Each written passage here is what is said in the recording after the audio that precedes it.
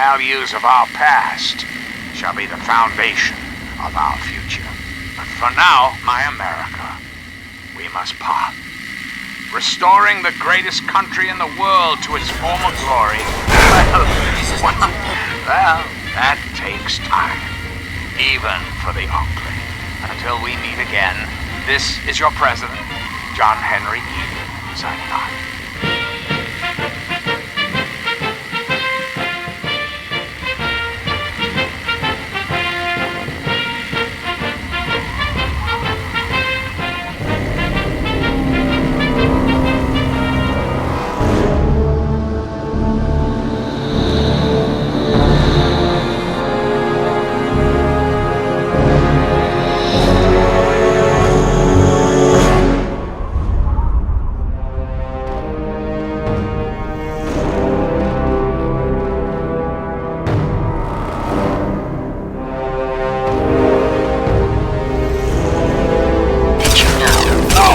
Of radiation and mutant domination, the United States will not be habitable again for at least 3 centuries. I assure you, I've been anxious to make your acquaintance for some time.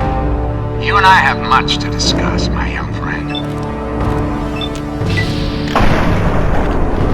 If we falter and lose our freedoms, it will be because we destroyed ourselves. You dare take the life of a brother of steel?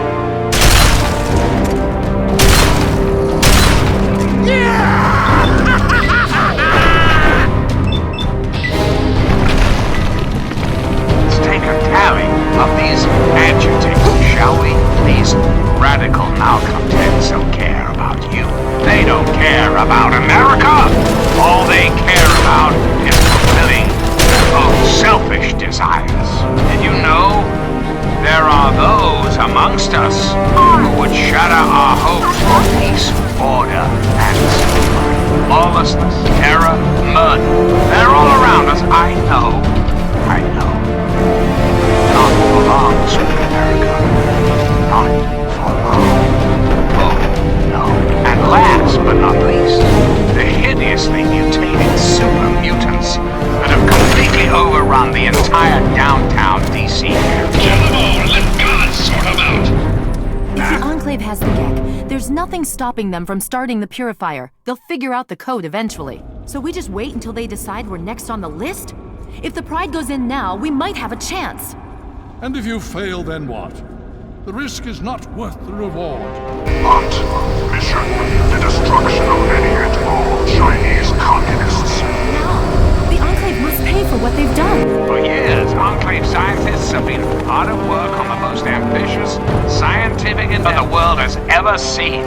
Project Purity. Well, I'm gonna tell you, right here, right now, those days are at an end. The Enclave is back, America. We've brought clean water with us. But that's not real living, is it? You're simply existing, America. Spawning death for a day. Maybe you've got a makeshift purifier that cleans one glass of dirty water a day, or you sip from ancient faucet in an abandoned subway restaurant.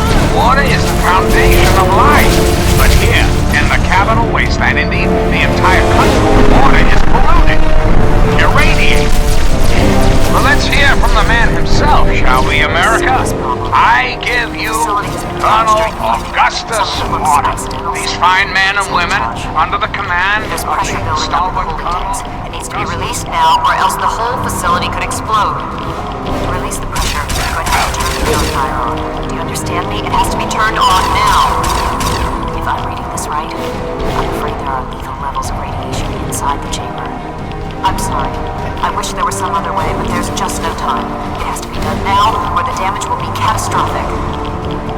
Well, so much for celebrating. One of us is going to have to go in there and turn the damn thing on. And whoever does it isn't coming back out. Not exactly how I imagined going out, you know? So, what should we do? Draw straws?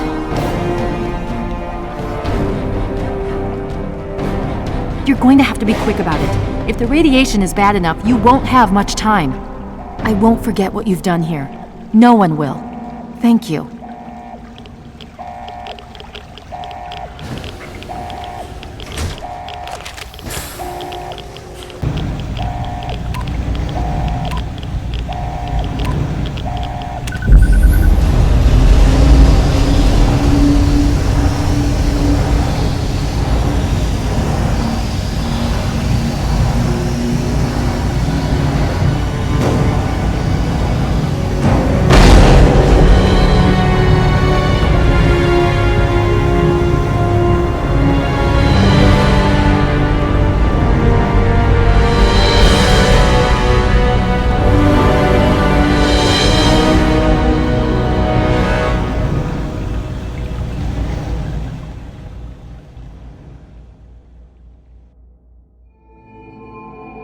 And so it was that the lone wanderer ventured forth from Vault 101, intent on discovering the fate of a father who had once sacrificed the future of humanity for that of his only child.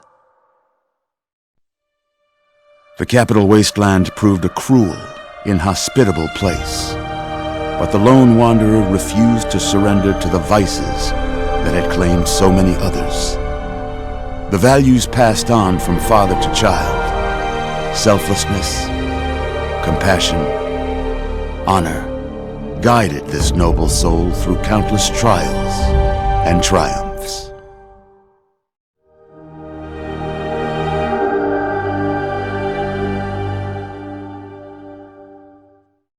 But it was not until the end of this long road that the lone wanderer learned the true meaning of that greatest of virtues: sacrifice.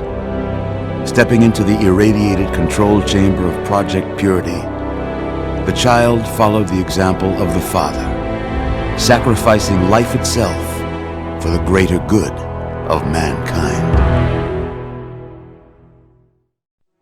Thankfully, when selected by the sinister president to be his instrument of annihilation, the Wanderer refused. Humanity, with all its flaws, was deemed worthy of preservation. The waters of life flowed at last, free and pure for any and all. The capital wasteland, at long last, was saved. So ends the story of the lone wanderer, who stepped through the great door of Vault 101 and into the annals of legend. But the tale of humanity will never come to a close, for the struggle of survival is a war without end. And war never changes.